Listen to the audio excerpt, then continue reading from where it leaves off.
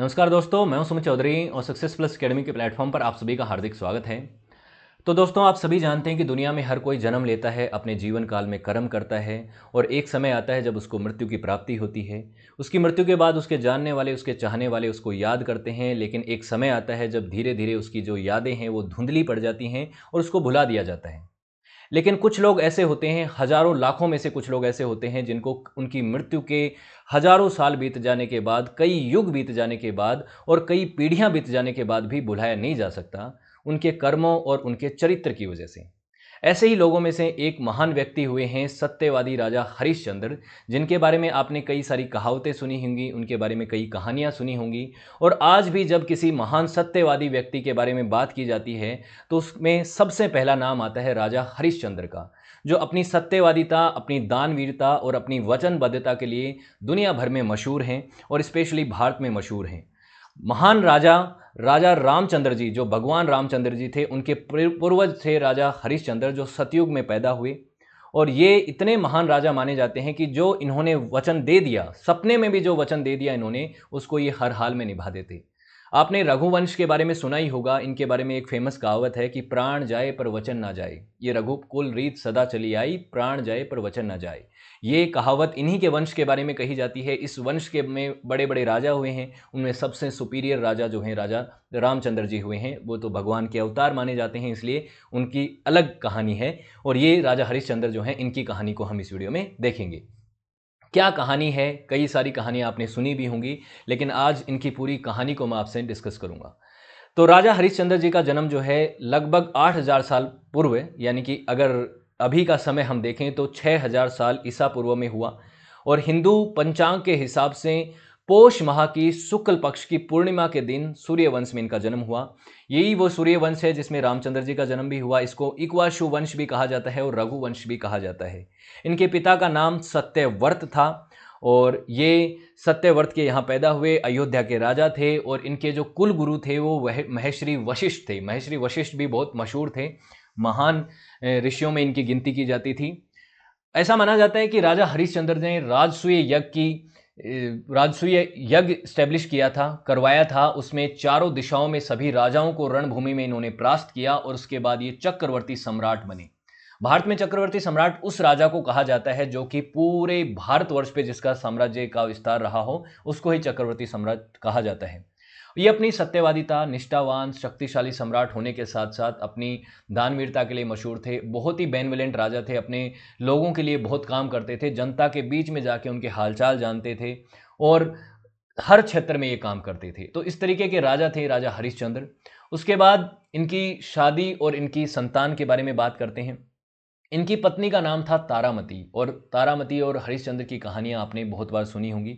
ये भी बहुत मशहूर थी, ये भी उतनी ही पूजनीय और देवी महिला थी जिस तरीके के राजा हरिश्चंद्र थे। इन्होंने हमेशा अपने पति की इनके धर्म कार्यों में मदद करी है। तो तारामती और इनका विवाह हुआ और विवाह के एक लंबे समय बीत जाने के बावजूद भी इन दोनों को संतान की प्राप्ति नहीं हुई। उसके बाद इनके जो कुलगुरु थे वशिष्ठ जी, ऋषि वशिष्ठ, उन्होंने इनको इस चीज़ का आश्वासन दिया कि आप एक काम कीजिए, जल देव वरुण जी जो हैं उनको प्रसन्न कीजिए, उनको यज्ञ के द्वारा प्रसन्न कीजिए ताकि वो आपको आशीर्वाद में संतान प्राप्ति का आशीर्वाद दें। तो उसके बाद राजा हरिश्चंद्र ने यज्ञ किया, उससे जलदेव वरुण जी जो हैं वो प्रसन्न हुए। उसके बाद इनको संतान प्राप्ति का आशीर्वाद दिया। उसके कुछ समय बाद उनको एक बेटा हुआ, उस बेटे का नाम इन्होंने रोहित रखा। अभी तक इनके जीवन में सब कुछ ठीक चल रहा था, कुशल मंगल चल रहा था, संतान प्राप्ति भी हो गई, प्रजा भी खुश थी, राजपाट भी बढ़िया चल रहा था।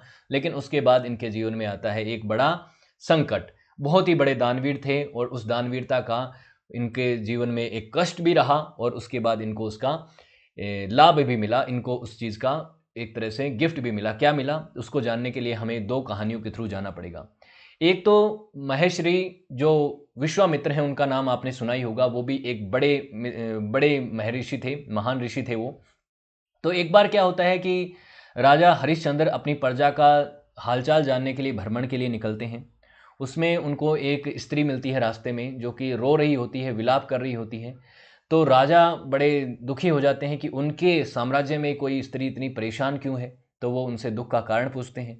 तो वो कहते हैं कि महर्षि विश्वामित्र अपनी तपस्या कर रहे हैं और वो बहुत ही तेज़ी से तप कर रहे हैं। उसकी वजह से वो उनका जो घर के आसपास का माहौल है उस तपस्या से वो अशांत हो गया है और वो उससे बहुत ज़्यादा दुखी हैं। अपनी प्रजा का हित रखते हुए, अपनी प्रजा को खुश रखने के लिए राजा हरिश्चंद्र विश्वामित्र के सामने उपस्थित हुए और उन्होंने उनको तप ना करने की यहाँ से निवेदन किया कि आप यहाँ पे तपस्या मत कीजिए महर्षि जी, आप कहीं और जाके तपस्या कीजिए। अब महर्षि ऋषि विश्वामित्र जो है वो इस चीज़ से नाराज हो गए क्योंकि उनकी तपस्या इन्होंने भंग कर दी थी और उसके बाद विश्वामित्र जो हैं वो इनसे प्रतिशोध लेने का निश्चय करते हैं। अब उनको कोई एक समय आएगा जिसमें वो तपस्या करने, ये जो उन्होंने तपस्या इनकी भंग की, इसका ये बदला लेने का सोचेंगे। बदला लेने का कैसे सोचेंगे, इसका समय आता है कि एक बार देवराज इंद्र जो हैं, इंद्रलोक जो देवताओं के राजा थे, जो स्वर्गलोक के राजा थे देवराज इंद्र, इनकी राजसभा में एक मीटिंग होती है जिसमें महर्षि वशिष्ठ, ये महर्षि है, महेश्वरी गल नहीं है, महर्षि वशिष्ठ और महर्षि विश्वामित्र जो हैं दोनों उपस्थित होते हैं। और इस राजसभा में इस बात पे चर्चा हो रही होती है कि जो मृत्यु लोक है, मतलब धरती जो है, इसका कौन सा मनुष्य जो है वो स्वर्ग में आ सकता है, किसको स्वर्ग की प्राप्ति होनी चाहिए।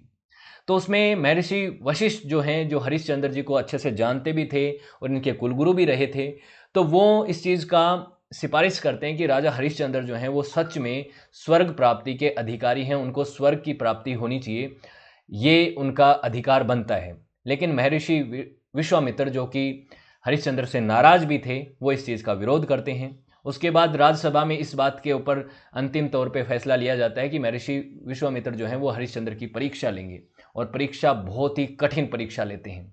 कठिन परीक्षा किस तरह से लेते हैं कि राजा हरिश्चंद्र के स्वप्न में, सपने में जाके विश्वामित्र जो हैं उनसे दर्शन देते हैं और सपने में उनका सारा राजपाट उनसे मांग लेते हैं। राजा हरिश्चंद्र जिस तरीके के दानवीर व्यक्ति थे, उन्होंने अपना सारा साम्राज्य दे दिया, ये बात होती है। लेकिन ये सब कुछ सपने में हुआ।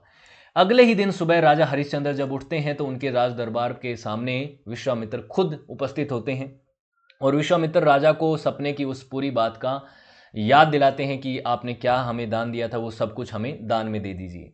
तो राजा हरिश्चंद्र एक बार भी नहीं सोचते और विश्वामित्र को अपना सारा राजपाट दान में दे देते हैं। दान में देने के बाद जब महाराजा के पास कुछ भी नहीं बचता, उसके बाद महर्षि विश्वामित्र उनसे दक्षिणा के तौर पे 2.5 तोला सोना और मांगते हैं। लेकिन अब तो राजा के पास कुछ बचा नहीं, उन्होंने तो सारा राजपाट ऑलरेडी सब कुछ दे दिया है उनको। तो अब हरिश्चंद्र जी के सामने ये बड़ी विकट समस्या आती है कि वो उनको 2.5 तोला कहाँ से दें। तो हरिश्चंद्र जी जो हैं अपनी खुद को और अपनी पत्नी तारामती को नीलाम कर देते हैं, इवन अपने बेटे को रोहित को भी नीलाम कर देते हैं और उसके बाद दक्षिणा का धन जुटाते हैं। किसको बेचते हैं? खुद को। तारामती को तो एक सेठ सेठानी के यहाँ पे घरेलू वर्कर बन के जाना पड़ता है, उनकी सेवक बन के जाती हैं। रोहित भी अपनी माता के साथ जाता है और उन सेठानी की हेल्प करता है। दूसरी तरफ हरिश्चंद्र खुद को एक चांडाल के सेवक के तौर पे बेच देते हैं, एक चांडाल के यहाँ पे बेच देते हैं। और वो चांडाल क्या करता है, हरिश्चंद्र को जहाँ पे शमशान घाट होता है, वहाँ दाह संस्कार होता है जहाँ पे, वहाँ पे भेज देता है और कहता है कि यहाँ पे कोई भी व्यक्ति आए, उससे तुम्हें पैसा वसूलना है, तभी वो यहाँ पे दाह संस्कार कर सकता है। तो इस तरीके से ये काम पे लग जाते हैं। कहाँ पे एक महान राजा थे, इतना इनका साम्राज्य था और उसके बाद क्या इनकी स्थिति हो जाती है, गरीब, एकदम ऐसी दरिद्र की जिंदगी इनकी जीनी होती है। तो इस तरीके की परीक्षा लेते हैं इनकी विश्वामित्र जी। उसके बाद इनके जीवन में कठिनाइयाँ ही कठिनाइयाँ होती हैं। लेकिन अभी ये जाके काम कर रहे हैं, ये चांडाल के यहाँ पे कर रहे हैं, वो सेठानी के यहाँ पे काम कर रहे हैं। लेकिन इनके जीवन में एक और बड़ी समस्या आती है। सेठानी क्या करती है, एक बार रोहित को भगवान की पूजा के लिए फूल तोड़ने के लिए भेजती है। तो फूल तोड़ने के लिए जब रोहित बगीचे में जाते हैं तो वहाँ पे उनको एक सांप काट लेता है। सांप काटने से रोहित की मृत्यु हो जाती है और रोहित की मृत्यु के बाद तारामती अपने मृत बेटे के शरीर को लेके जब शमशान पहुँचती हैं तो वहाँ पे उनको हरिश्चंद्र मिलते हैं। हरिश्चंद्र क्या कर रहे हैं वहाँ पे, उस चांडाल के यहाँ पे नौकरी कर रहे हैं। अब राजा का मरा हुआ पुत्र है, उनकी बेबस बीवी है वहाँ पे। अब तारामती को दाह संस्कार करना है लेकिन उसके पास कोई पैसा नहीं है और दाह संस्कार करने के लिए वहाँ पे एक कीमत अदा करनी पड़ती है। राजा हरिश्चंद्र कहते हैं कि आपको अगर यहाँ पे दाह संस्कार करना है तो उसकी कीमत अदा करनी पड़ेगी। लेकिन तारामती कहती है उनके पास कुछ भी नहीं है, चुकाने के लिए कुछ भी नहीं है। तो राजा हरिश्चंद्र अपना धर्म निभाते हैं, अपने बेटे की चिता के ऊपर रोते नहीं हैं। वो कहते हैं कि आपको तो यहाँ पे पैसा चुकाना पड़ेगा, मैं अपने मालिक के साथ यहाँ पे अपने मालिक की बात से हट नहीं सकता और मुझे ये धर्म अपना निभाना है। तो हरिश्चंद्र जब इस चीज़ के वे ऊपर अड़ जाते हैं, अपने धर्म पे अड़ जाते हैं, तो तारामती भी उनके सामने अपने धर्म को निभाते हुए ये कहती हैं कि मेरे पास तो ये साड़ी है और इसका मैं एक भाग फाड़ के आपको दे सकती हूँ, उसी से मैं अपने दाह संस्कार की जो कीमत है, जो मूल्य है, उसको चुका सकती हूँ। ये बात उनको कहती हैं। और ये वो जब यूं ही अपना पल्ला फाड़ के देने वाली होती हैं, उसी समय बहुत सारे देवता जो हैं वो आते हैं उनके सामने, देवताओं का विराजमान होते हैं, उसके बाद फूलों की वर्षा करने लग जाते हैं। और जो महर्षि विश्वामित्र ने परीक्षा ली थी हरिश्चंद्र की, उसमें हरिश्चंद्र सफल होते हैं। उसके बाद सभी पुष्पों की देवता जो हैं शमशान के ऊपर पुष्पों की वर्षा करने लगते हैं और एक जो अभिमंत्रित जल होता है उसके छिड़काव किया जाता है रोहित के ऊपर, जिससे रोहित जो इनका बेटा होता है वो भी पुनर्जीवित हो जाता है।